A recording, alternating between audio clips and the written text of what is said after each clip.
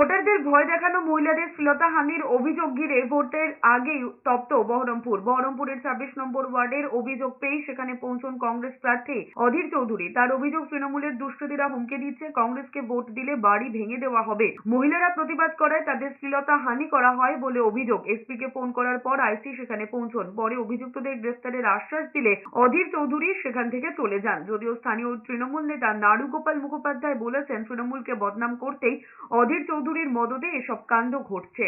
মহিলাদের উপরে অত্যাচার হচ্ছিল, মহিলাদের শ্লীলতাহানি করার চেষ্টা করেছিল টিএমসির কিছু গুন্ডা, টিএমসির কিছু মদ মাতালে লোক।